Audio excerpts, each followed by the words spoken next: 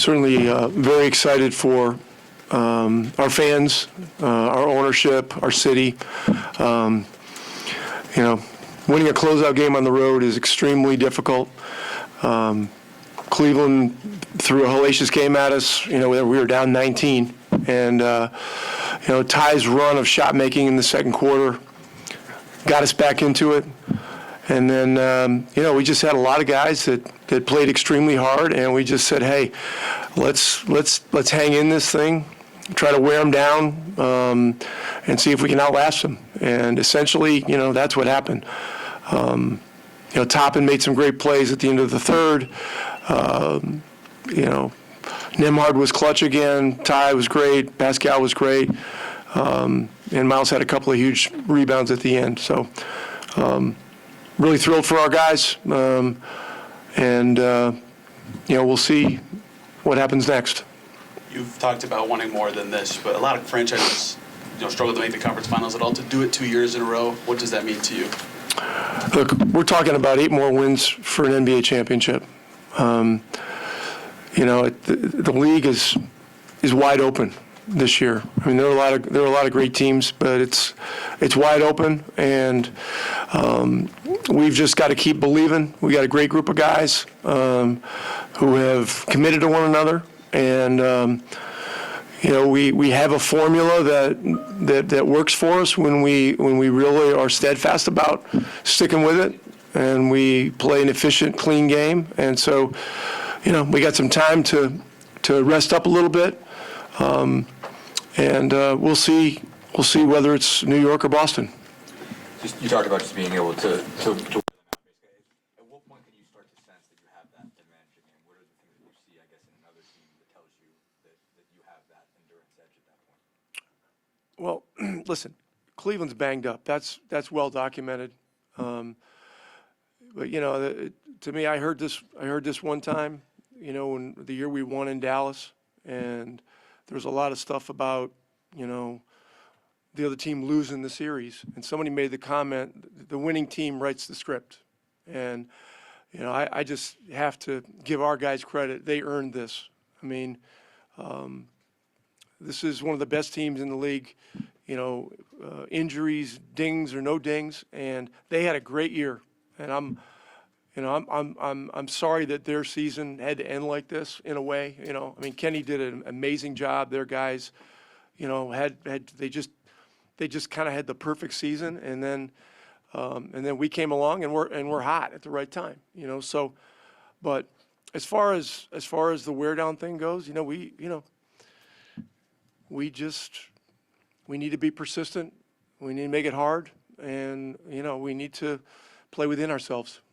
You mentioned the Haliburton shots. Obviously, he picks up a couple fouls there early. You know, he has to come out. You have to shake up the rotations a little bit. Just what do you feel like you guys did well to hang in there? What do you think he did well to hang in there at that point when he's got to kind of shake up his rhythm a little bit from usual and get back in there at different times? Yeah, I mean, there are unusual things that happen in a series, and particularly in elimination games.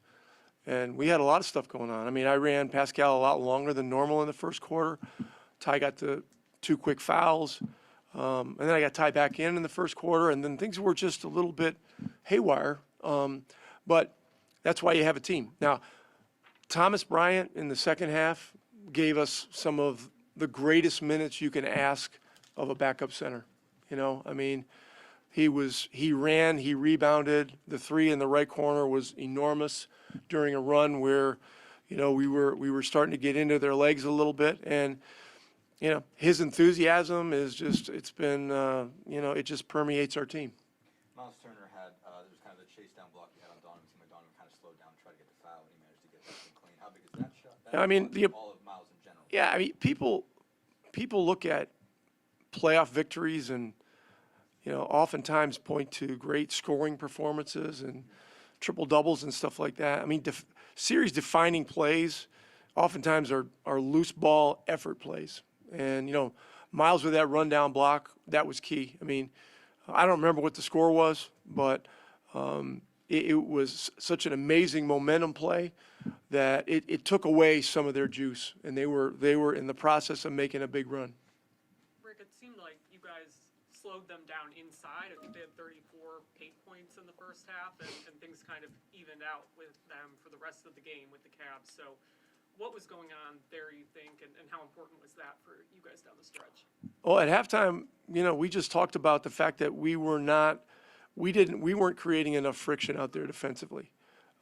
We were taking bodies off of bodies. There was too much space, too many angles, and they were getting what they wanted, And so, at the point of attack, we started meeting them sooner, and regaining some leverage that we needed, and we survived it. But I mean, this crowd is off the hook. It's just. And at the beginning of the game, they turned the decibels up.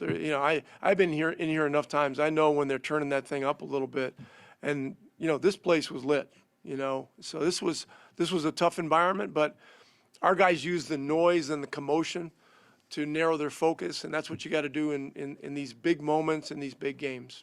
Garland had that one drive where the Red Sea kind of parted, and he called a timeout less than a minute into the quarter. What were you trying to clean up there?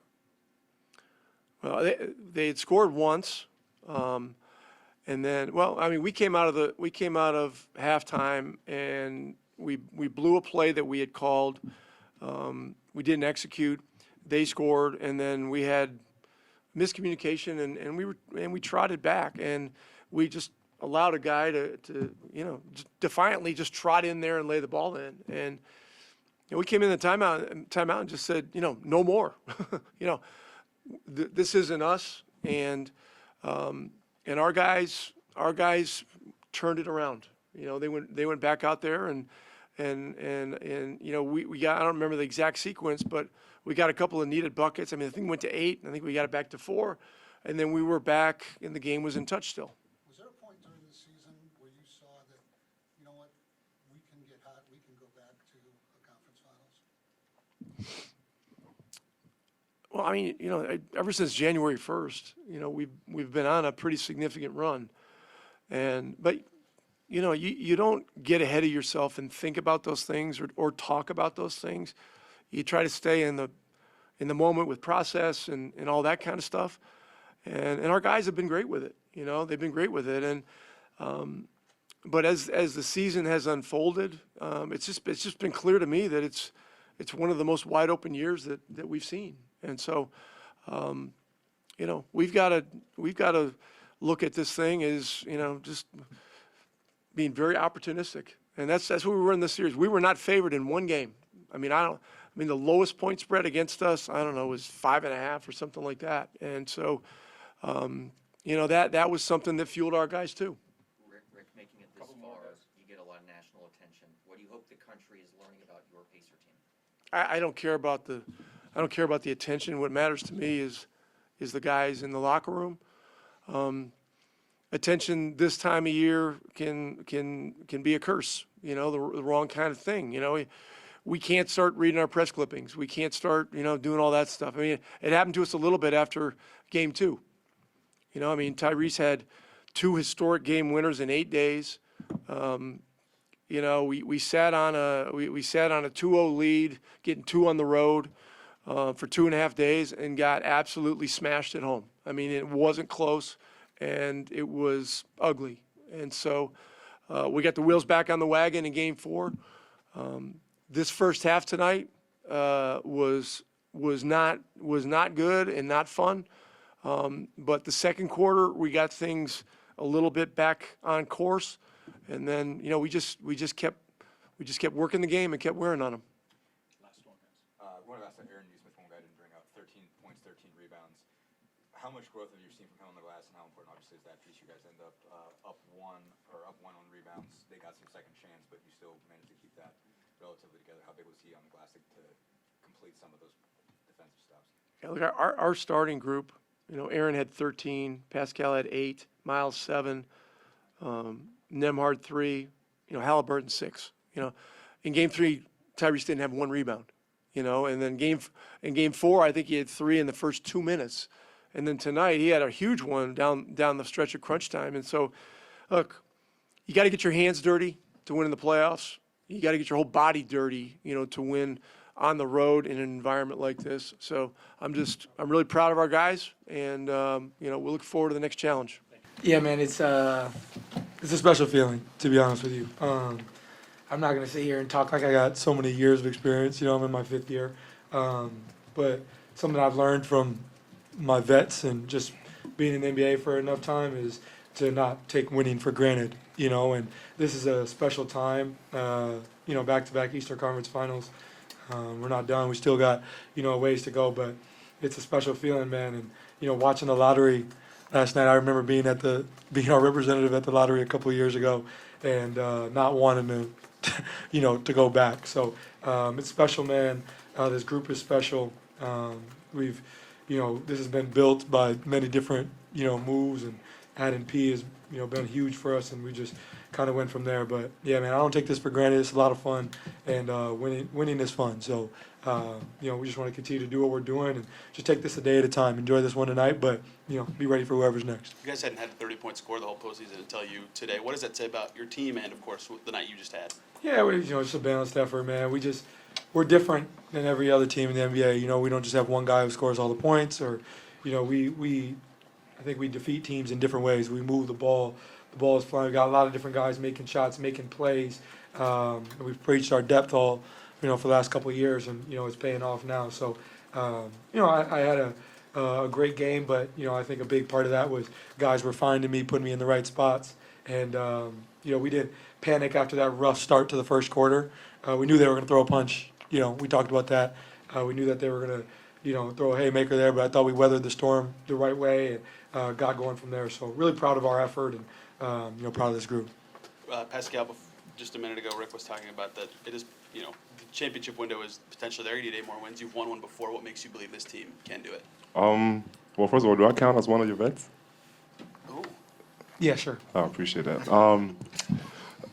But no, I think for me, I like you said, you can't take it for granted. Like I've always told this story. It's like once I got to in 2019, we got there, and I was like, I was in my 3rd year in the league, and I just felt like automatically like I'm gonna be right back. Like we're gonna do this again. Obviously, we had that year after that where we did well. We went to the conference final or something like that. But after that, it was rough. So you can never take it for granted. And for me, it's just like we have a great opportunity. Last year, like we literally where we was at last year. And when we got in the summer, we talked about getting better. Like this is the opportunity now to get better. Show that we took a step. And that's the mentality that we have going into the next games is. We have a real opportunity, and we can't take it for granted. I can't stress it enough. Ty, you've used the word wear down effect a lot to explain this team. How much does that explain tonight? I guess the trajectory, the way this game went. I mean, how much does the way you guys were able to come back, erase a 19-point lead like you did? How much does that explain by wear down effect? Yeah, I mean, just picking up full court, amping up our pressure. I think you can wear down in many ways, but. From our defensive effort and energy and output from everybody. When our second group comes in, them, TJ harassing guys full court is important. I think, what Andrew and Aaron do on the ball is amazing. And, I think me and P both see what those guys do in our first group, and that makes us, want to get up and pressure full court as well. Obviously, that's a big part of the wear down effect. But I think offensively, our pace, it's hard to play at our pace, for over a 7-game series. It's hard to play at our pace in a 1-game series, So, I think we're doing a great job playing our way, controlling what we can. And, I really feel like that's important. Coach has been stressing that the last 2 years. Just, it's not about one game. It's how can you wear on teams for 48 minutes every game, every day. And I feel like we did that with our physicality. We did that with our pace, many different ways. But, like I said, just really proud of the output from this whole group. You obviously picked up the 2 fouls. You guys got down. Go ahead, Steve. You guys got down by 19. You had games to spare. You had a home game Thursday if you needed it. What was it that you sort of drew on to, make sure that tonight was the night? I mean, I think, like Ty said, like we always know that with our physicality and the way we play, we can always be in the game, and it's just a matter of time until like our pressure and the things that we do gets to a team. So and we've been in the situations before, so we don't really we don't panic. I think Obviously, it's not a good habit to have, getting down. But I think for us, I just try to get the guys to continue to calm down, play our game, follow the game plan, and once the game keeps going, like we just believe that we can always be in the game. Now you pick up the 2 early fouls, obviously had to take a seat early. How does that change the rhythm, and what was it like for you to work your way back into it? Obviously then hit 5 threes in the second quarter. What was that like just in terms of changing your rhythm and getting you back into it, and what got you going? Yeah, suspect. First 2 fouls. But Coach took me out. I was a little frustrated. But I'm a guy who, I don't foul a ton. I have a really low foul rate. So it didn't really change anything for me. I just tried to, be smart when he got me back in there. I had like 1 shot going into the second quarter, so or maybe 2. So I was trying to be aggressive. Shots started falling. Just trying to play the right way and let the game come to me. But yeah, those first 2 fouls were definitely frustrating. But I thought Andrew did a great job of keeping us afloat. Andrew and P and the guys, kept us afloat there. And then when I got back in, just tried to be who I am. And guys did a great job of moving the ball. I felt like in the first quarter we were floating outside on the perimeter too much, not getting downhill enough. We got to the penalty pretty early in the second quarter and then just kind of hooped from there. But I think we just got to keep stressing getting downhill. When we get to the paint, can put teams in blender. That's when we're at our best. So thought we did a much better job of that as the game went on. But I'm just trying to play the right way. I don't know about them fouls though. You guys kind of both mentioned it, but the difference of going to the conference finals this year, the feeling you guys have versus last year, how would you compare it?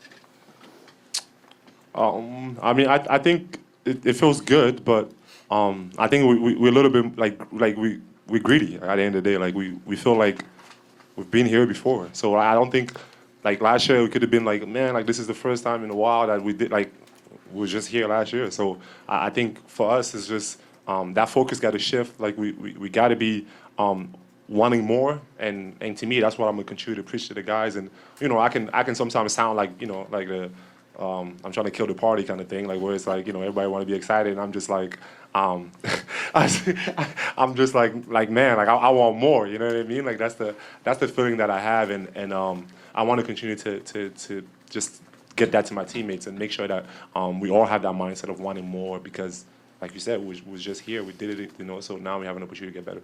You guys have mentioned physicality, and I think there's a narrative to this series that you guys beat up the Cavs, and did you feel like that was kind of the key for you, to be extra physical with them? Kind of to the wear down question, is that something you could sense when you get a couple wins here in games 1 and 2? I think we're just ourselves. Like we're playing pace of basketball, and I don't think we were thinking about any of that stuff. We're just being us. Pascal, go ahead. You guys have talked a lot about just how other big plays make a difference that aren't just shots or whatever. Miles Turner has that chase down block of Donovan, who make it seem like Donovan was trying to slow down to get him there to try to draw a foul, but he gets it clean, and then Drew has the block after that. How big is that play? That they could have gone up 10 on that bucket.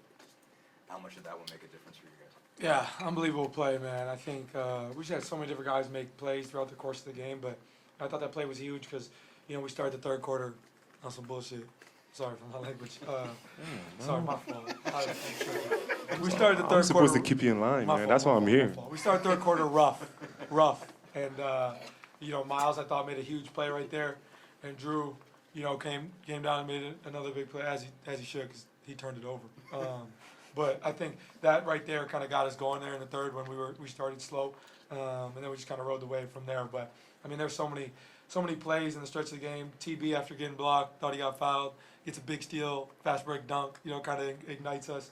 I thought we just had a lot of different guys chip in, man. So total team effort, and just like I said, really proud of this group. Yeah, shout out Miles, because he obviously he could have been frustrated, the game. Maybe he didn't, get involved as much in the offense or whatever, but that's what Miles do, man. He just kept fighting and made big plays for us. Andrew, you guys are down 19 points in that first half. You continue to fight back as you have all series, all year. What is it about this team that's able to do things like this? Man, we never feel like we're out of the game. We always come into the huddles, coming together closer when we're down, and it showed tonight that we can really get stops and start playing our game. We can get back in the game. What was kind of the vibe and the mindset when it was down a little bit early in front of a hostile crowd like this as well? It wasn't a panic. There's no panic in us. I think we came together, like I said, and just cleaned up a couple of things where there was rebounding, playing a little bit faster, and I think we did a good job of that. Tyrese really spurred you guys on there to close out that first half. What did he mean to you in this game and this entire series? Oh, he's huge. He's huge. He sets the tone for us. He's the head of the snake. Everybody plays well off of him, and he came up big shots in the first half to keep us in that thing. I know you guys wanted to get this done here, to get this series over with, to not go back home potentially.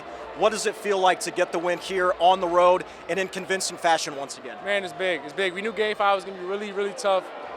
We were a big underdog in all these games, so we knew that we had nothing to really lose. We're the underdogs, and we're the guys that people don't think should be at this point. So we just wanted to fight. And now you're going to the Eastern Conference Finals for the back-to-back years. What does that mean? It's big. We're excited, and we want to do better than we did last year. Congrats, Drew. Thank you, sir. All right, so once again, the Pacers coming up with the victory. They win Game 5. They win the series 4-1 over the top-seeded team in the East, the Cavaliers, and now they move back to the Eastern Conference Finals. In Cleveland, I'm Eli Gain for 13 Sports.